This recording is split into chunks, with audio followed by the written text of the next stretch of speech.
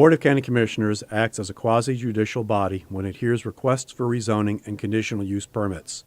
Applicants must provide competent, substantial evidence establishing facts or expert witness opinion testimony showing that the request meets the zoning code and comprehensive plan criteria.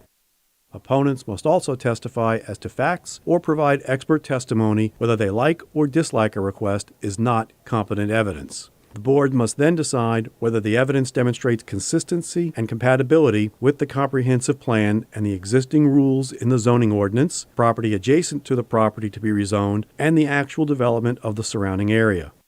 The board cannot consider speculation, non-expert opinion testimony, or poll the audience by asking those in favor or opposed to stand up or raise their hands.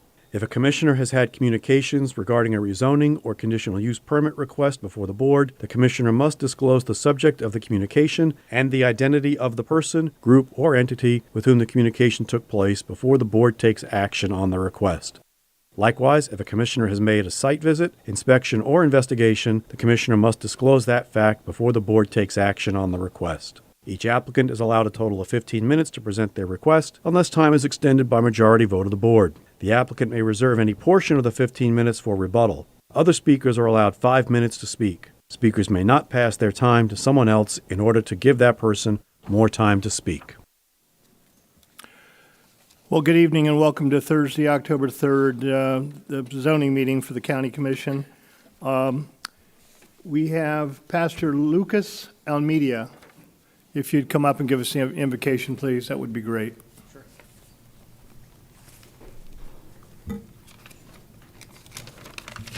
Let's pray. Father, you are God of the universe. Your hand is powerful. There is authority and everlasting dominion. You show love to all, and you also show perfect justice. You have established order in this world. As you spoke, creation came into existence, and you entrusted us the stewardship and exercise dominion over all creation. You ordained that human governments should serve an extension of your power to uphold justice and promote human flourishing. Though this world is plagued with sin, you have designed structures to minimize oppression and maximize the good. When governments function as you intended, they establish prosperity, fairness, and they protect the vulnerable.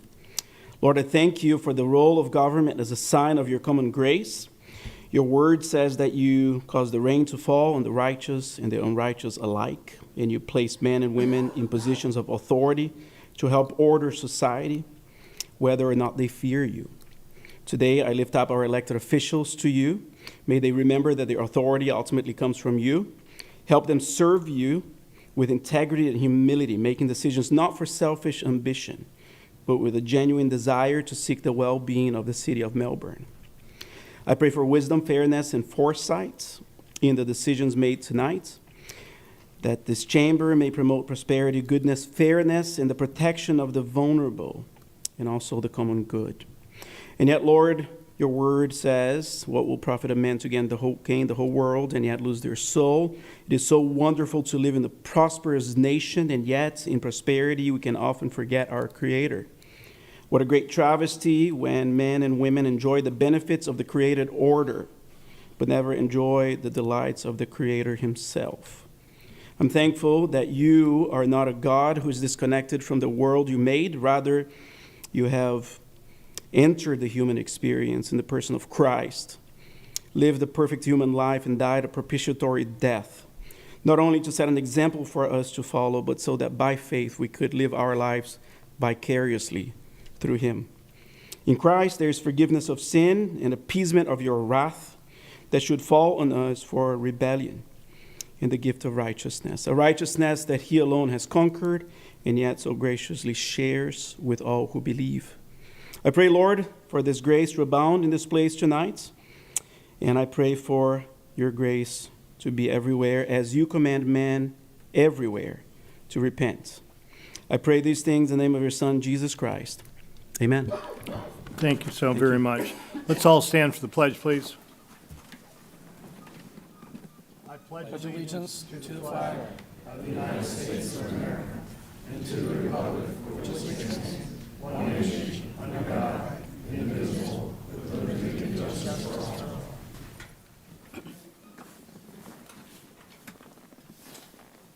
Thank you very much. We've had some people that drove a long way, and I want to, this agenda item normally would be on the consent agenda, but there was a late filing. And Jeff, we're going to go to J1, which is the binding development plan for Gen Florida. You want to give us what that is, please, sir? Thank you, Mr. Chair. Item J1 is the acceptance of a binding development plan with Gen Florida 48 LLC PUD, or 23 PUD 00005, located in District 5. This is the companion BDP to the PUD that the board just approved with the conditions. Okay. Is there any problems with this at all, Mr. Calkins, in your opinion? No, sir. It contains all of the stipulations that were in the board's PUD approval on, I think it was September 5th. Mr. Chair, Yes, sir. motion to approve if there are no cards. There's no cards. Oh, no, that's Kim. Right. There's a motion by Commissioner Tobias, seconded by Commissioner Feltner. Any discussion? Hearing no discussion. All in favor signify by saying aye. Aye. All opposed, nay. Motion carries. Gentlemen, you can get back on the road and get home early. Okay. Also, I normally don't like to do this, but I'm going to tonight because it's Kim Brzanka's anniversary tonight, and I wanted her to be able to at least get home and have dinner with her husband. So we're going to move H11 and H12 to 1 and 2. So if you would, Jeff, take H11 first, please. Thank you, Mr. Chair. Item H11 and 12 are companion applications. I will read them into the record simultaneously. You can have discussion on both of them, but they will need to have separate vote. So item H11 is Aaron Redinger requests a small-scale comprehensive plan amendment 24S.02 to change the future land use designation from agricultural to Res 6. Application number is 24SS00002. Tax accounts 2002219, 2228, 2229, 2230, 2231, and 2232, located in District 1. Item H12 is Aaron Redinger requests to change the zoning classification from RRMH-1 to TR3 with an amended BDP. Application number is 24Z00005. Tax accounts numbers 2002219, 2228, 2229, 2230, 2231, and 2232, located in District 1. Commissioner, the applicant has revised their application to now request Res 1.25 for the land use change, and the zoning request has been changed to RRMH 2.5. There's addendum in your packet with the staff analysis. There's also a revised BDP with 2 conditions. Those conditions moving forward are as follows. Number 1, that the development of the property is limited to no more than 6 units, which meet the minimum standards of the RRMH 2.5 zoning classification. And number 2, the developer shall satisfy the requirements of Article 7 subdivision and plats should the property be developed with 3 or more units. Thank you, Mr. Chair. Thank you. Commissioner Pritchett? Well, I do. You want me to take the cards first? Okay. Ken Harrison? There is no Ken Harrison here tonight? Oh, there you go. Sorry.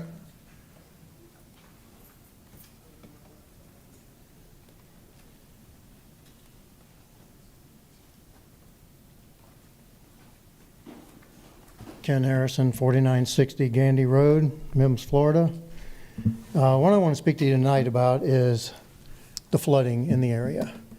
And I sent all of you some pictures tonight of the flooding to your emails.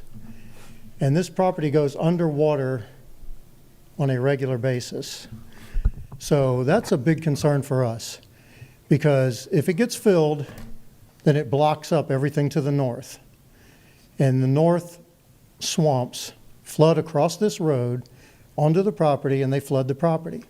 And right now, today, as we speak, that property is underwater.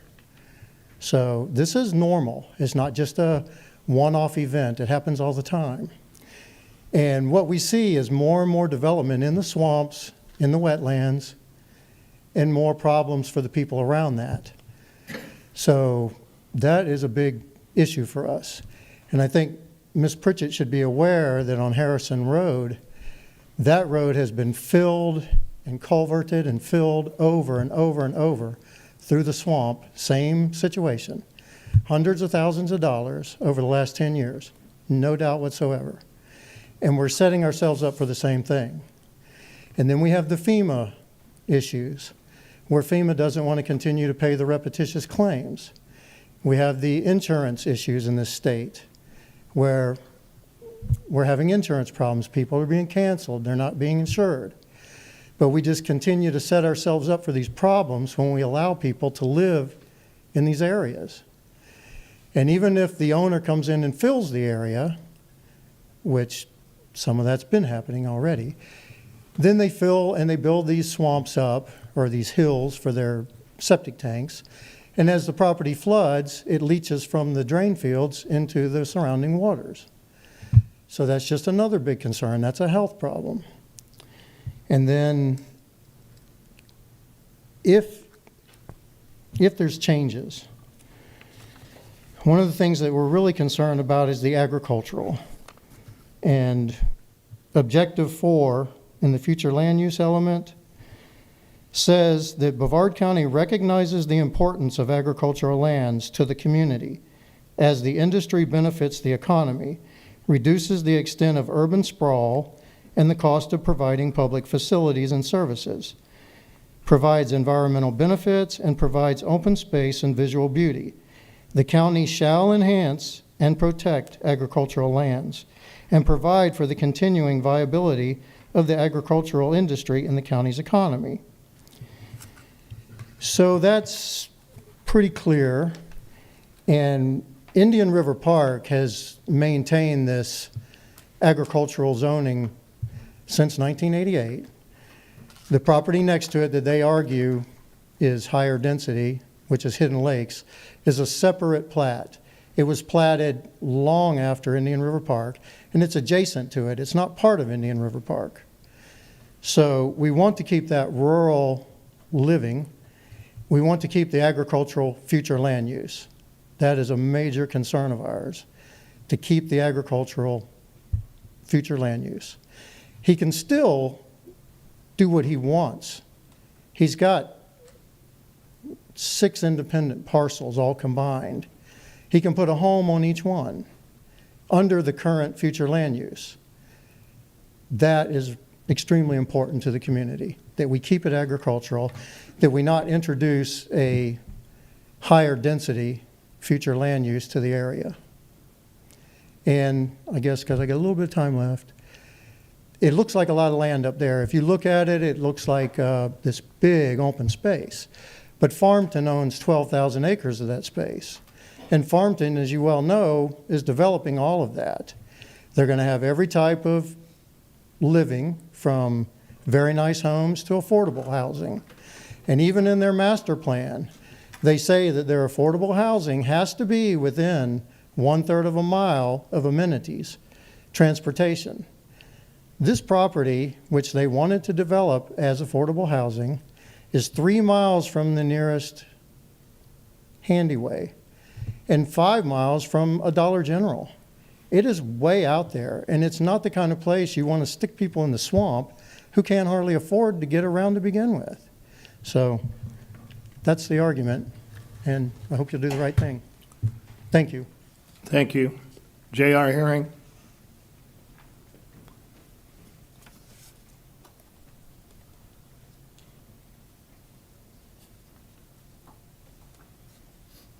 Thank you.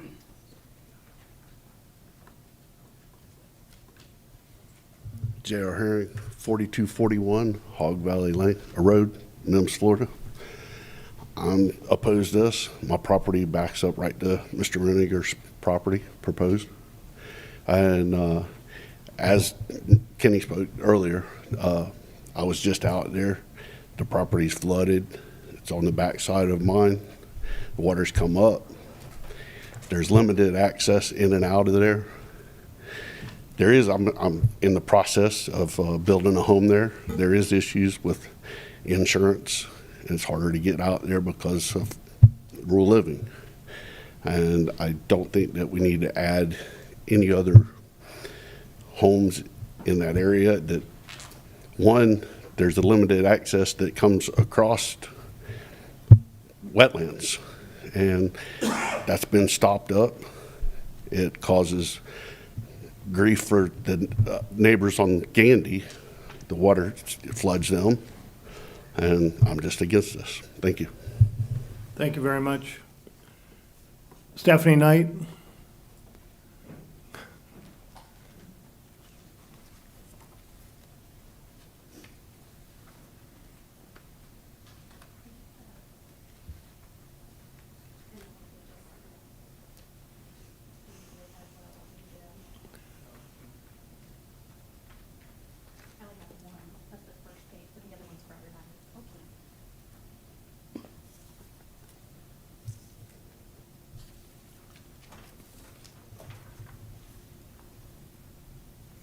Yes, ma'am, go ahead. So a map's been provided to show current wetlands on the property per the St. Johns River Water Management. As you will see, the wetlands covers the entire front axis of the property, side and back access of the front parcel.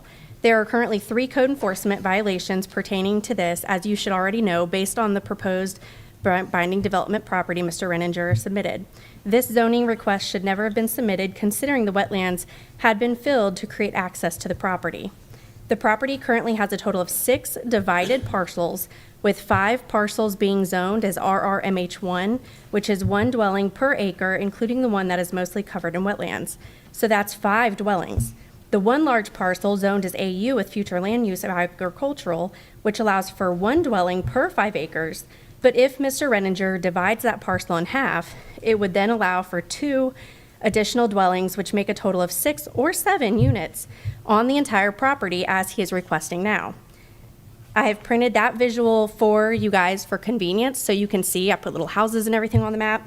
It states in the Brevard County Policies, Objective 4, Policy 1, Brevard County recognizes the importance of agricultural lands to the community as the industry benefits the economy, reduces the extent of urban sprawl and the cost of providing public facilities and services, provides environmental benefits, and provides open space and visual beauty. The county shall enhance and protect agricultural lands and provide for the continuing visibility of the agricultural industry in the county's economy. Further down in Section A, it states residential densities shall not exceed 1 dwelling unit per 5 acres. This isn't just a simple suggestion, but the Brevard County Commission's written policy that was just updated in February of 2022. We have been advised that in approving the request for Mr. Renninger, it does change the future land use in a policy that was created by y'all to protect rural areas like ours, which is a part of the Indian River Park. You would then change and affect the character of the neighborhood and be in breach of your current policy.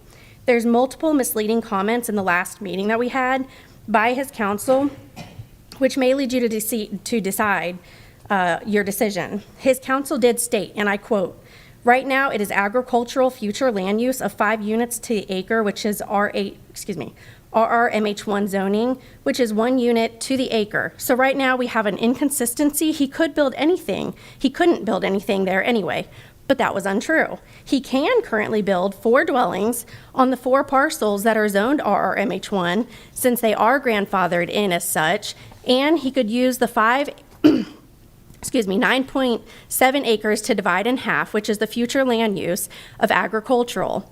His counsel then stated, quote, "Zoning of this property is RRMH1, which is 1 unit to the acre, which is 17 units. But that's not true. He only has 5 parcels zoned as RRMH1, which is 5 dwellings. Then he's got the larger parcel, which is an agricultural, allowing for the 2 additional dwellings if he splits that property in half." His counsel then stated that the future land use is agricultural, which is 5 units to the acre, but that was untrue. The future land use, again, is agricultural, allowing only 1 unit per 5 acres, not 5 units to the acre. She also stated that, quote, "So this is a decrease in density. Currently, the 17 units allowed by zoning now requesting 6. but that was untrue. Again, it is currently only allowed 6 to 7 units if Mr. Renninger splits the larger parcel, allowing for 1 dwelling per 5 acres, which is exactly what he's asking for. Again, you will see on the map provided, I have clearly mapped out what is currently allowed with no zoning changes, so there's no confusion. He's literally able to do what he's asking right now, how it's zoned. There is no reason to rezone. As of right now, he can build this 6 on his property without changing any of the zoning. So we are asking that you deny the request zoning changes that he has submitted and leave the zoning as is, allowing him to still build his 6 units on the property with the current zoning. There is the picture that I have to have you guys share. That was this morning. All we had was a thunderstorm last night. And based off that thunderstorm with all the rain, those are the pictures from today of it underwater. So if he brings in all the fill dirt to build his dwellings, which he can do, I mean, I'm not against that. He can do it legally, but it is going to flood everybody else out. Everybody's flooded right now, and all we had was a thunderstorm, not even a hurricane. So it's a really bad idea to put everybody else out because of him. Thank you. Ruth Amato?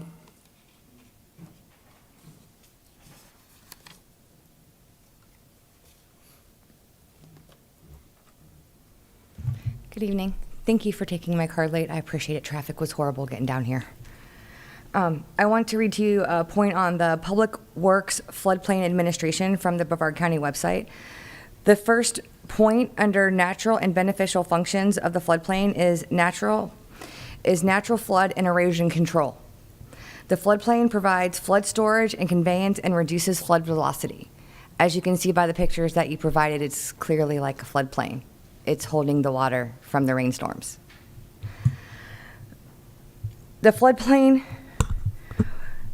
holds water storage to recharge our aquifer, which helps prevent flooding. Page 6 of the staff notes starts with summary of mapped resources and noteworthy land issues. The first one on the list are wetlands and hydraulic soils on this property.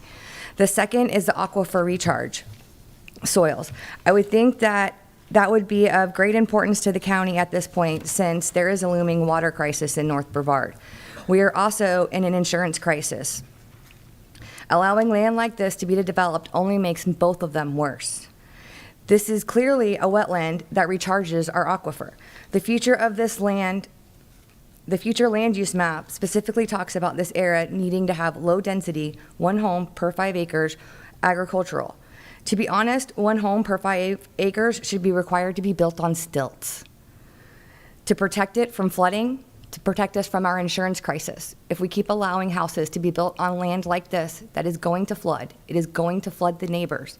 It feeds the insurance crisis of this whole entire state. It's at the heart of it.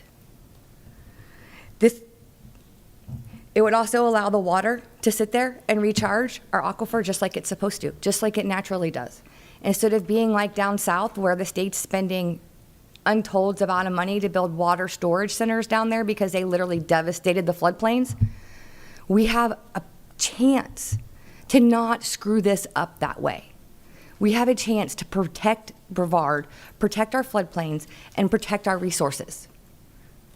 Or we can just flush them down the St. Johns River. Furthermore, the water that this land holds cannot be discharged without flooding other property owners. Whether it's next door or closer to the St. Johns River, where all discharge in this area ends up. The mass drainage of wetlands south of Lake Harney is causing record high water marks without record rainfall years. This statement is a fact. As can be seen by the photos tonight, a major part of this property is underwater. This is just normal rainfall. Currently, the gauge height at Lake Harney is just below action stage and is predicted by NOAA to be over action stage in just a couple days. Action stage means when they have to start planning for mitigation because flooding could be imminent.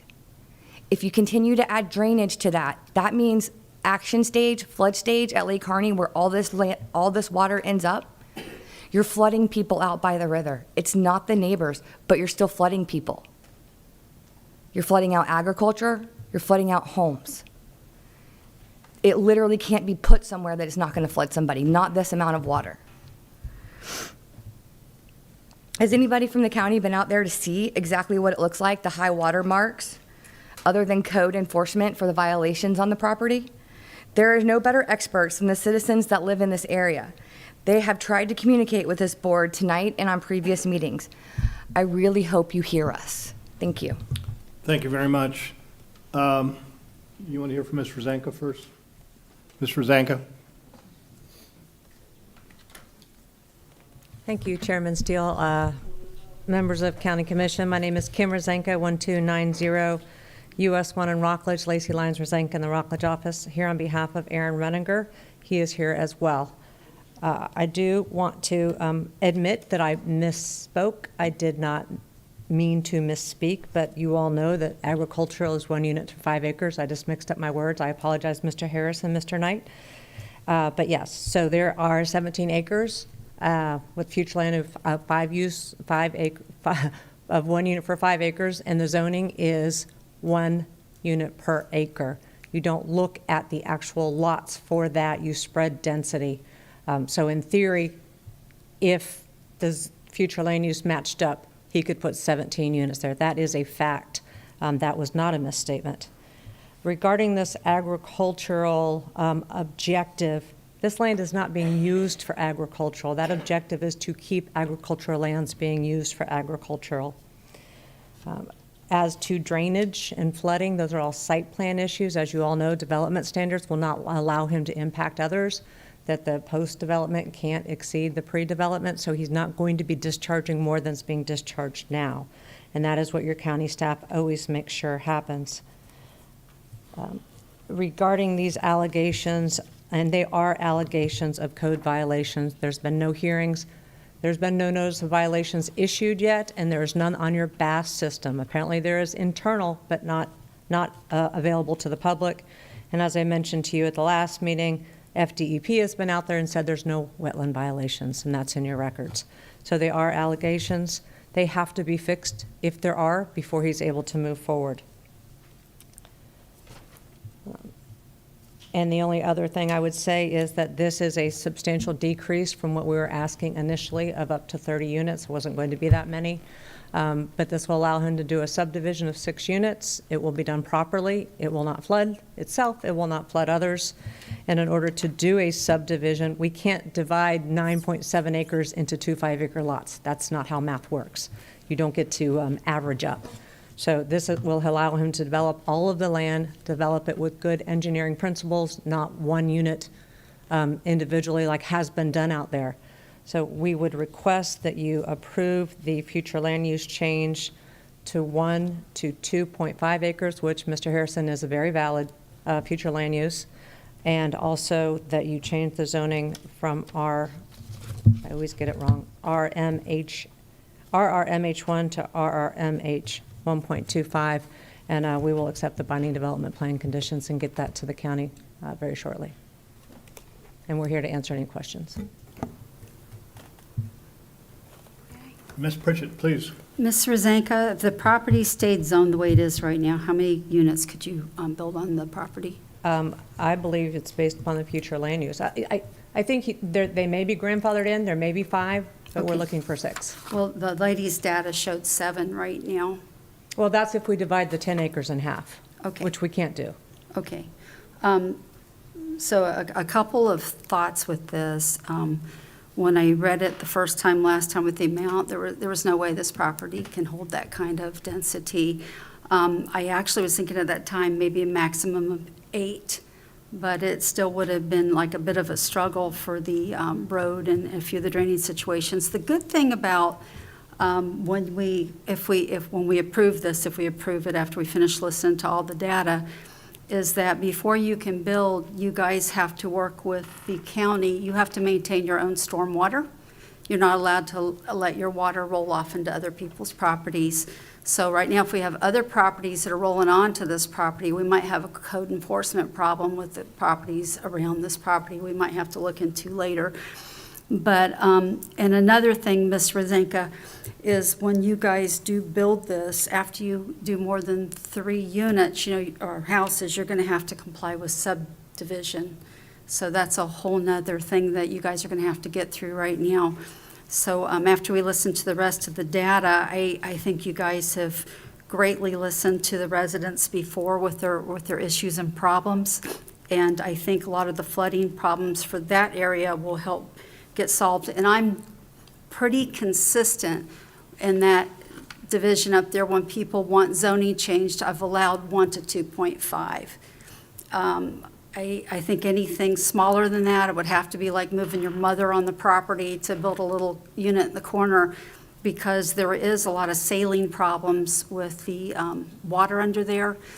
And so those are the things we've got to watch out for. And the gentleman talked about Farmton coming, and hopefully they stay more up in the north area, but that is going to bring water and hopefully some sewer situations for you guys later if you decide to go there. But that's up to you guys later down the road. But there's a lot of changes going on right now. But the goal is to maintain this rural atmosphere out there. And I think 6 units to 17 acres doesn't necessarily make a problem with that situation. Did you have any more cards, sir? No, do you have a motion? I do. Oh, I'm sorry, I didn't see your name up on the board here. That's okay. I just want to ask staff, if the residents up there are saying that there is violations, code enforcement violations, is there any violations that are in the back coming forward that we're unaware of? There were 3 complaints filed for the property out there, and they are currently being investigated. So I think that, Kim is correct in that there may not have been notices of violation issued or received by her client, but they're in the process of being investigated and determining. But as we all know, that once it goes to the special magistrate, that's when the violation is actually determined. Up until then, it's our notice of violation, and then we do a notice of hearing. But the special magistrate hearing, Commissioner is what Goodson, he determines. won't be able to get a permit if he hasn't met all the code. If there is code violations, he will have to meet them before he can get a permit. Next question, please. Yes, sir. Could you tell us the 3 current violations that are going forward?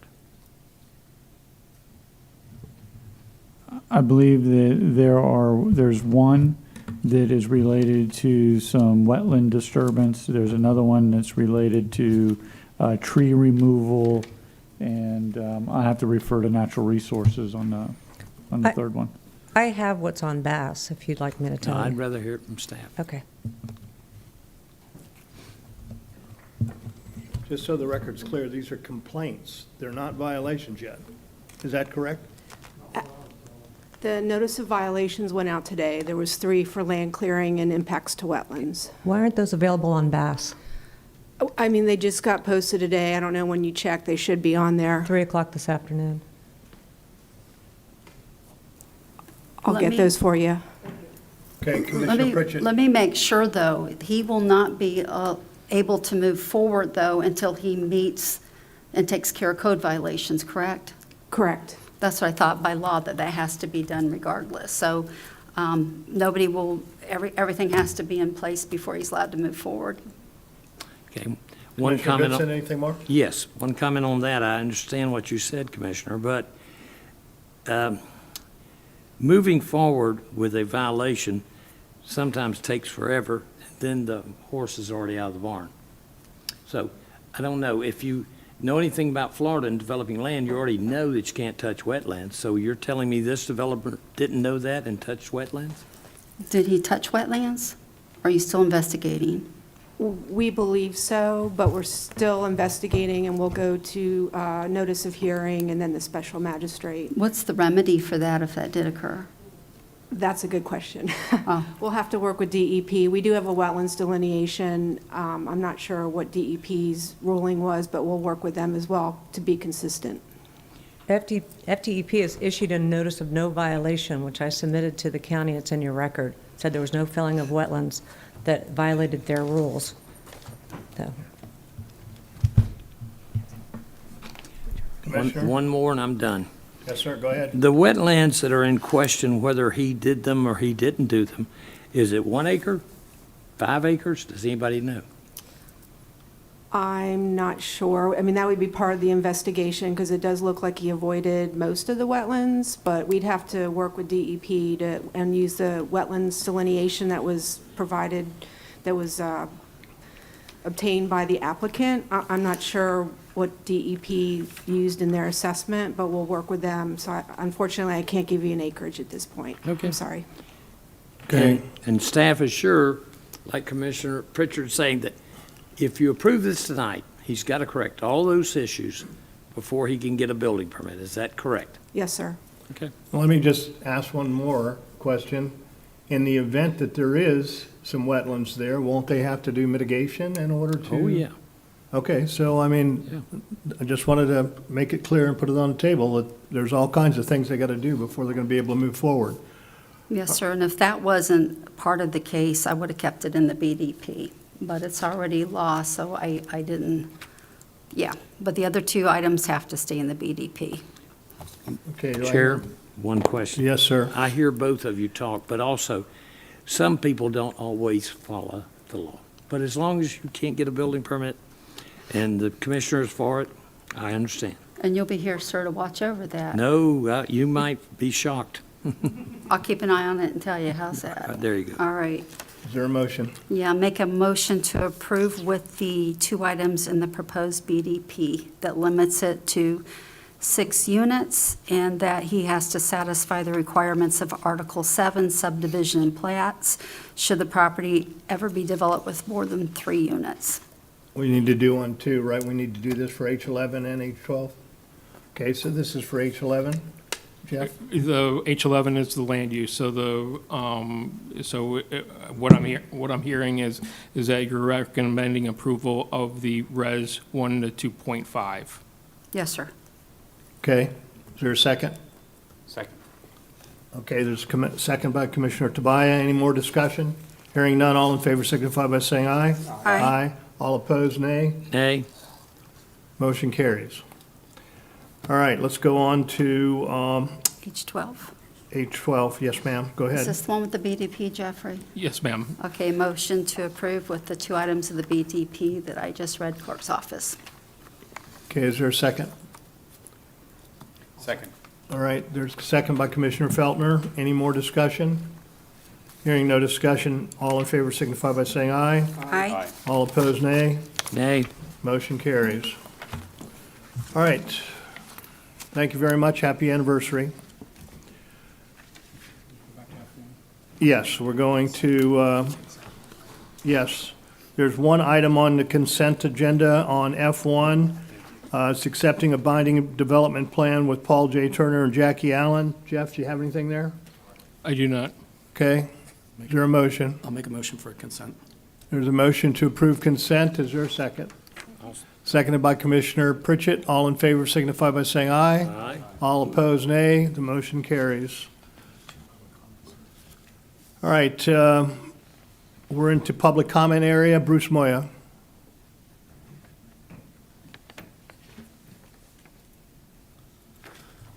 Good evening, Commissioners. This is foreign to me. I usually don't come up here for public comment, but today I'm coming up as the chairman of the government affairs for the Home Builders and Contractors Association. As you may know, we're a 300-plus member organization, local organization with a variety of home builders and contractors, members that employ thousands of county residents. I come to you today to relay some concerns from some of our members. As you know, our group has become engaged with local municipalities when development issues arise. We got very involved in the City of Titusville's tree ordinance. We were engaged with the City of Palm Bay when they were having issues with driveway permit delays. We met with the Department of Health when they were having septic tank permitting issues. So today, we'd like to assist in resolving what we're experiencing in the county site plan subdivision and right-of-way permitting processes. There's some history in the past where the county had a process. Right after the recession, the EDC implemented the SNAP program. I'm not sure if you're familiar with that, but it was very well received by not just the county, but all the municipalities, and it streamlined the system. and we were getting about an average of about 3 to 4 reviews per project. After a while, after a few years, it kind of fell out of favor. The county never got recertified because we were actually monitoring on an annual basis. And so it kind of fell off. Soon after that, the county itself implemented a Lean Six Sigma program where they again got the review process into about 3 to 4 reviews per project. And that kind of has fallen off in the last few years as well. So currently, local consultants, a lot of them have been around here a long time, 30, 40 years, are experiencing 6, 8. Currently, I've got a project that's over 12 reviews. And it's just consistent delays that is in violation of your code section 622808 and 623203. And the results of this are significant project delays and additional costs to the applicants, your customers. So tonight, I'm just requesting that maybe our group could get with your staff and assist in maybe getting the process back on track. Okay, Commissioner Pritchett. Commissioner Tobias, let's clear this. Commissioner Tobias, all right, everybody wants to talk about it. Commissioner Tobias. Mr. Chair, this would be a question for Mr. Denninghoff. Is that okay? Yes, sir, go ahead. Mr. Denninghoff, I'm going to ask for something here. These reviews are, my guess is because there's probably significant errors in whatever, in the planning process. Is that fair to say? Why are there so many reviews? Is it does not have sufficient data attached to it? The frank answer is that the county doesn't control the quality of the plans that are submitted for review. Mr. Chair? Yes, sir, go ahead. I'd be when people apply, do we attach who, I don't know, the engineer of record is for these plans that are turned in? Repeat that, please. For these reviews, right? The engineer of record, they're listed on the plan somewhere. Is that yes. fair?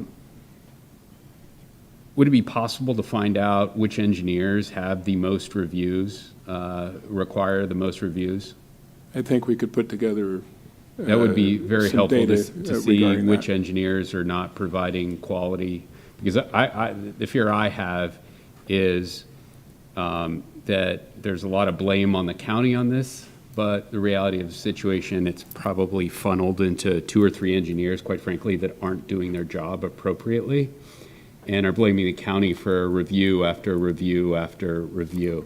So I think it would be helpful, not only for us as a commission, but for consumers out there to see which engineers require. And, Mr. Moya here said he has one that's 8, which is probably telling me something here that, the quality of the work product that he's turning in. But I think that would be very fair to see which engineers, quite frankly, are turning in significant lack of workable product. I'm sure we can put together a report or provide the information that you're asking for on a, say, over the last 6 months or year or whatever.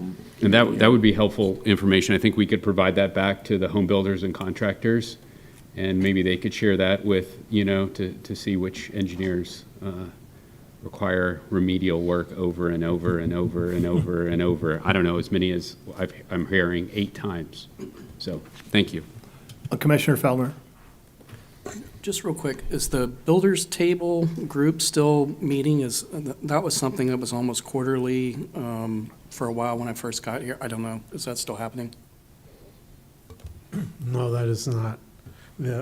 At that time, we addressed the issues that were outstanding, and quite honestly, we were told that from some of the major builders that there wasn't a need to continue. Did you have something, Commissioner Pritchett? Thank you. When we implemented the SNAP and the Lean Six Sigma, did that help with the people submitting things, knowing what to submit? Was that something to help the builders and the engineers out? Well, yeah, it's the same engineers that were submitting then and getting permits than 3 to 4 reviews that are submitting them now and getting them in 6 to 8 to So plus. it would help So- the engineers of figuring out how to get things submitted? No, it was just more of a basically consolidated effort to get projects moving quicker and to streamline the process. So a communication thing would help, Maybe, so. it was a little bit of a lot more communication. Okay, so maybe that'd be something to kick around, because I worked at city and county, and these guys totally rock compared to the city I came from. So maybe somebody can brainstorm and come up with an idea to help get better communication with you guys of how to get things submitted in a way that's going to be easier for them to push through. Because I know you turn in some really big projects, and they're getting very creative many times too. So, but I do think you guys do a great job, but I'm hearing you on that. So we'll maybe try to figure something out there.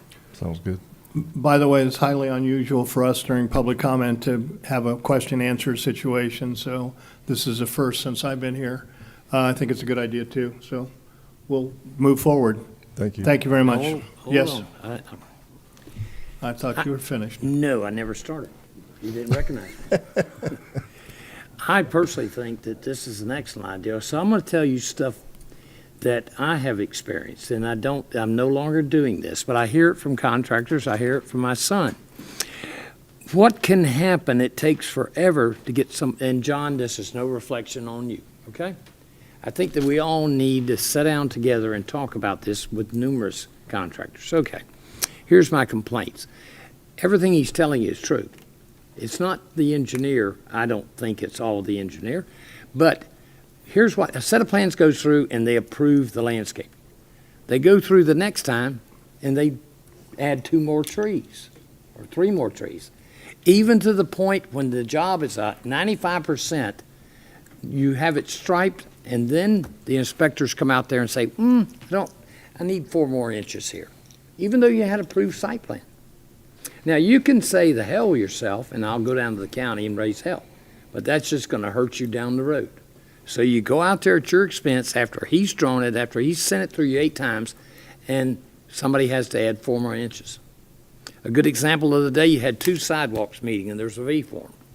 One guy said, pour it, and we did. W&J did.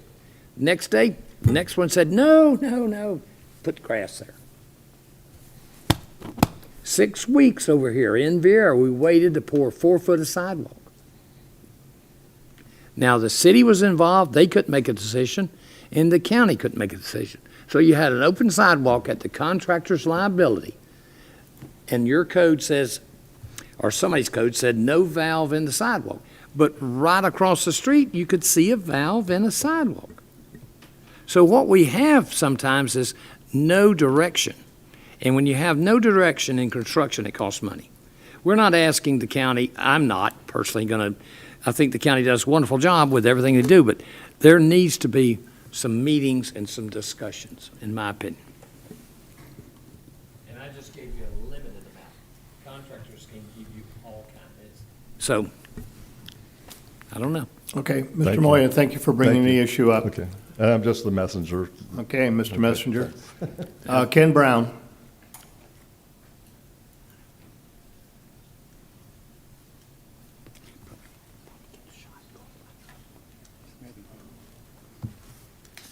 Greetings, Commissioners. I'm here to introduce a complaint and to seek, to have a mission to seek a resolution to what has become very fair and unequitable for 2. You're going to have to speak closer into the microphone, sir. Which has become very unfair and unequitable to 2 very fine, young, aspiring entrepreneurial people in Melbourne Beach. One is a lady entrepreneur opening 2 restaurants, and another is a black chef who's phenomenal. And for an event that was that occurred, it was none of their problems. Actually, it was me that caused the problems, and I was the investor. So I'm here on a mission to try to seek a way to find a solution that resolves some of the issues, maybe seek some influence from the panel to do that. A lease on something called Cheers Ocean Grill across the street from Spencer Holland was won by Joanne in a bidding process to open the old concession booth at Billy's that had been there traditionally for 20, 30 years. And then one day, she came to, within a week of opening the business, the doors were locked. The key was changed. The lease was terminated. And what would seem to be very unjust reasons, particularly unjust to her because she didn't have anything to do with either and any of them for the two reasons that were cited. One was cutting sea grapes. The other was putting in a ventilation for with a hot air washer and dryer to release the hot air through the building, which every hot air dryer in the country has going through the building. And she had no influence on either of those, and neither did Gary. Now, that's where I come in, and I was involved. I was given the responsibility 6 months earlier to renovate the place, bring it up to code, do all the plumbing, do all the electrical, put all the equipment in, make sure the hood and everything was all cleaned and properly ready for approval. And we were with 1 week within opening, and then the doors were locked. The sea grapes and the sea oats weren't cut by any of us, and putting in a little 3x4 vent, which could take $50 to correct, after making a large investment into the facility, all we had to do was have a notice of complaint or something that would be done. It could be corrected instantly. As far as the sea grapes are concerned, it wasn't done by us, and there was nothing wrong with them if you go take a look now, because all it is a very fine view and vista. So the problem comes down to the lease being terminated for these two particular things after a sizable investment that was lost and is affecting her other business because it was really essential to have them both operating at the same time. Your time is Thank up, you. sir. I Thank know you that. very much for your explanation. I have some booklets I'd like to leave because they'd like to be able to approach you come on your next meeting on the 6th. If you would be kind enough to hand them over to one of the lovely ladies over here on I only made 6, so I didn't. Okay, well, you can give, all they're going to do is they need one for the record. That's. Okay, well, thank okay, you. Thank you, sir. Yes. Okay, let's go back to H1. Jeff, did you have? Sure. Item H1, Stickrath Developer LLC requests to change the zoning classification from BU2 to AU. This item is being requested to be continued for re-advertisement to a future meeting. No action is required. Okay. Are you going to handle all these, Jeff? Okay, go ahead. H2. So item H2 is Put It In Me Storage LLC requests to change the zoning classification from IU to BU-2. Application number is 24Z00010. Tax account number is 2322557, located in District 1. Okay, you want me to take the cards first? If it's just the applicant, I was going to make a motion to approve it. It's pretty Okay, easy. go ahead then. It's the applicant. You want to talk? I do. I'd like to hear from the applicant. Okay. Vahid or Vahid? You're on 2. Vahid. Got to. Do you want to just go to a direct question and answer, Mr. Commissioner Twier, or would you rather have him? No, give just his one presentation? question. Yes, sir. I think you probably can guess where this question is going. How did you come up with the name for your store? I'm not the owner. I'm an engineer of the You're the record. engineer? Yes. Okay. Do you know how the owner came up with the name? Nope. Got it. What is the name? Okay, then. Thank you. All right, we'll leave that one alone. Make a motion to approve, sir. I'll second. This motion by Commissioner Pritchett to approve, seconded by Commissioner Feltner. Whew. Any discussion? Hearing no discussion, all in favor signify by saying aye. All opposed signify by saying nay. Motion carries. Boy, that one's inappropriate for this board, I'll tell you that right now. Okay, Robert Corbett is, Jeff, go ahead, please, with the next one. Item H3 is Robert Corbett requests to change the zoning classification from AU to TR-1. Application number is 24Z00016. Tax account number is 2410843, located in District 1. Commissioner Pritchett, please. Yes, sir. Make motion to approve. I'll second. Motion by Commissioner Pritchett, seconded by Commissioner Goodson. Any discussion? Hearing no discussion, all in favor signify by saying aye. Aye. All opposed, nay. The motion carries. You're up, Jeff. Item H4 is Seiichi Noda and Kimberly A. Noda Joint Revocable Trust requests a change of zoning classification from AU to EU. Application number is 24Z00031. Tax account number is 2511132, located in District 2. I'll second. A motion by Commissioner Goodson to approve, seconded by Commissioner Feltner. Is there any discussion? Hearing no discussion, all in favor signify by saying aye. Aye. All opposed, nay. The motion carries. Jeff, please. Item H5 is Edwin and Stephanie Silva request to change the zoning classification from AU to RR-1. Application number is 24Z00032. Tax account number is 2105526, located in District 1. Commissioner Pritchett. Motion to approve, sir. I'll second. Motion by Commissioner Pritchett, seconded by Commissioner Feltner. Is there any discussion? Hearing no discussion, all in favor signify by saying aye. Aye. All opposed, nay. Motion carries. Item H6 and H7 are companion applications. I'm going to read both of them into the record together. However, you'll need to have separate motions for each. So item H6 is Judith A. Baker Revocable Living Trust requests a small-scale comprehensive plan amendment 24S.09 to change the future land use designation from Res 1.25 to community commercial. Application number is 24SS00011. 3000394, 395, 396, 401, 402, 403, 405, 406, 407, 408, 409, 410, 411, 412, 413, and 414, located in District 5. Item H7 is Judith A. Baker Revocable Living Trust requests a change of zoning classification from GU to BU-2. Application number is 24Z00036. Tax account numbers are 300394, 395, 396, 401, 402, 403, 405, 406, 407, 408, 409, 410, 411, 412, 413, and 414. The applicant has voluntarily provided a BDP that limits the use to mini storage and outside storage of RVs and boats. This application is located in District 5. Thank you, Mr. Chair.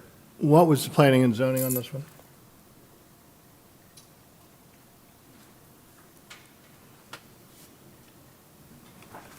They recommend a unanimous approval on both Okay, items, sir. this is in my district. I don't have any problems with it. I make a motion to approve. Second. Motion to approve by myself, Jason Steele, seconded by Commissioner Pritchett. Any discussion? All in favor signify by saying aye. Aye. All opposed, nay. I'm a one-man band here. It carries. All right, let's go to H7. H7. It's the same one. Same motion, please. Do you want to approve Motion it to approve with the BDP? with the BDP. Okay. Second. Okay, there's a motion by me, seconded by Commissioner Pritchett. Any discussion? Hearing none, all in favor signify by saying aye. Aye. All opposed, nay. The motion carries. All right, let's go to you again, Jeff. Item H8 is Leighton and Michelle Hodges request to change the zoning classification from AU to AGR. Application number is 24Z00034. Tax account number is 2100755, located in District 1. Motion to Commissioner approve, sir. Pritchett with a motion to approve, seconded by Commissioner Tobias. Any discussion? Hearing none. All in favor signify by saying aye. Aye. All opposed, nay. The motion carries.